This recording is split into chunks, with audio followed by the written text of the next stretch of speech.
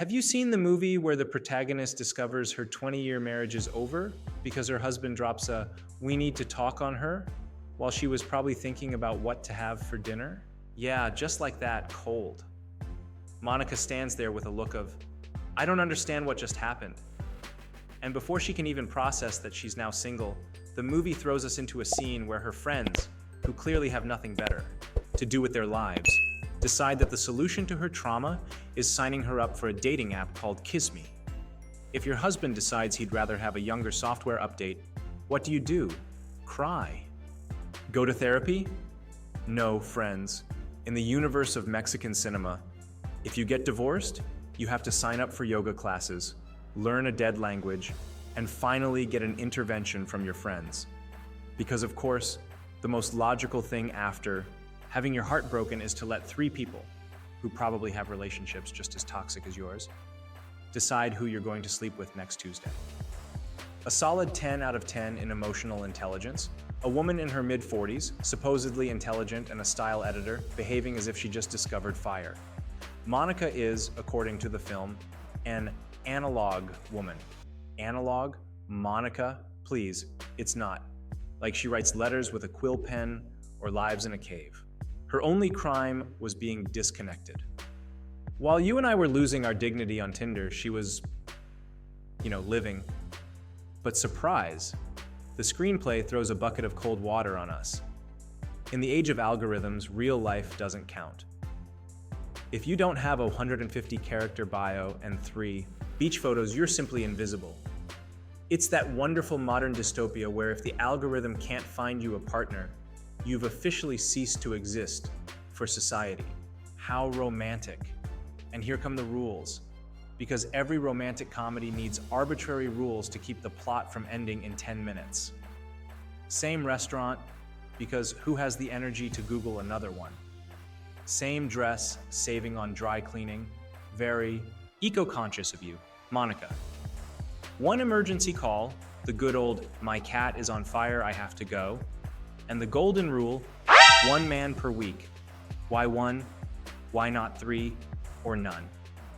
The logic is, if I flood my schedule with strangers, I'll eventually forget my ex traded me in for a version 2.0.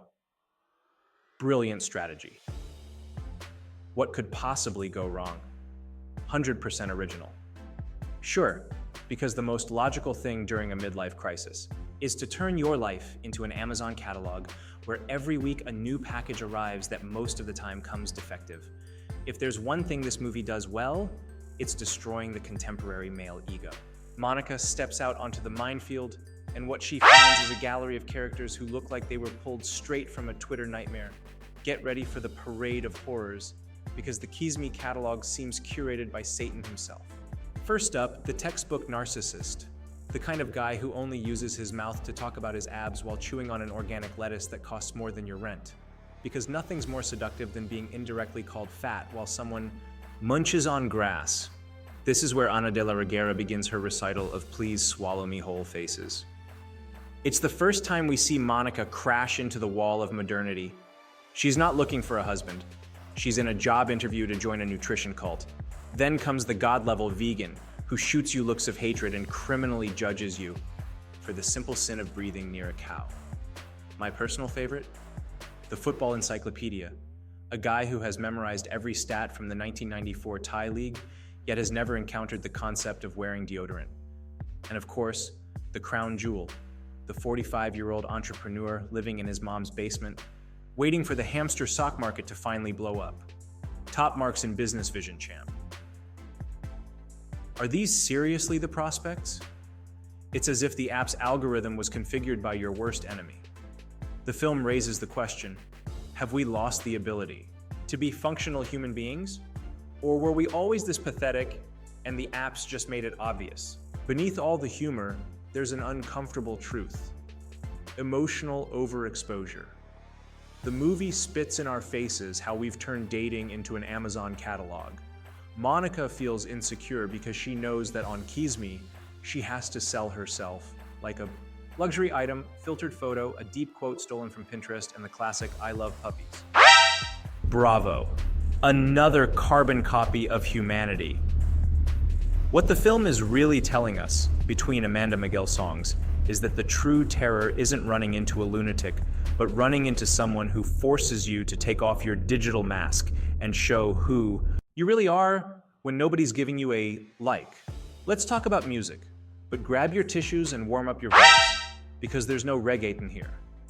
In this film, the queen, the boss, and the true architect of our emotional trauma is Amanda Miguel. Forget modern soundtracks. Here, they pull out the heavy artillery of the 80s to move the plot forward.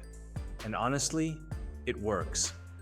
Because let's be real, there's no therapy, yoga, or dating app that heals a divorce better than screaming, "He lied to me," at 3 in the morning, wine glass in hand and mascara running. It's the engine of the movie, the GPS of heartbreak, and honestly, the only thing keeping us sane in this whole mess. Why do we keep going back to the 80s? Is it because the music was better? Or because we associate those synthesizers with an era when love seemed simpler and less digital? Monica lives inside a cassette tape, but her body is trying to dance to the beat of a Spotify algorithm. That duality is the soul of the film. If anything saves this ship from sinking, it's that Ana de la Reguera decided that being ridiculous was her new best friend.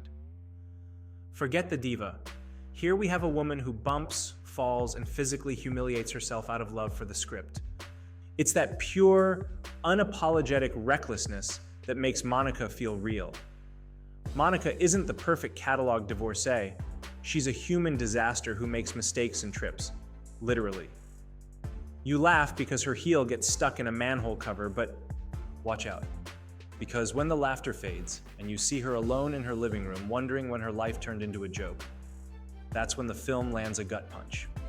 That balance between easy laughs and real drama is the only thing keeping this from being just another romantic comedy to watch while doing the dishes. And to close this digital fairy tale with a golden flourish, Monica does what any person with a broken heart and a word account would do. She writes a book about her 52 disastrous dates, and boom, instant celebrity. Because of course, in the video scene universe, any written catharsis crafted between coffees and identity crises magically connects with millions of people. No risks, no real losses, no going hungry, just immediate validation and a very well-lit book signing. A solid 10 out of 10 in magical realism for frustrated writers. One Man a Week is not a perfect film. It has its bumps, its convenient plot, moments where fate seems to be operated by a drunk screenwriter, and some supporting characters with the depth of a puddle. But you know what? It surprised me, because it doesn't try to be pretentious. It doesn't try to tell you that love is found on an app or that yoga heals the soul. It tells you that sometimes, to find yourself, you have to go through a series of disastrous dates and sing a whole lot of Amanda Miguel songs. In the end, Monica learns that it's not about having one man per week. It's about not losing yourself among so many fake profiles. Do you think dating apps are the ultimate tool for modern freedom? Or are they simply an Amazon return center where we're all a little damaged? Was One Man a Week a wasted opportunity to criticize society more harshly? Or is it a misunderstood gem that perfectly understands the loneliness of your 40s? You have the last word, so leave it in the comments. If you enjoyed this analysis with more soul than the Tinder algorithm, smash that like button and subscribe so you don't miss our next video. See you on the next date, hopefully without the absurd rules.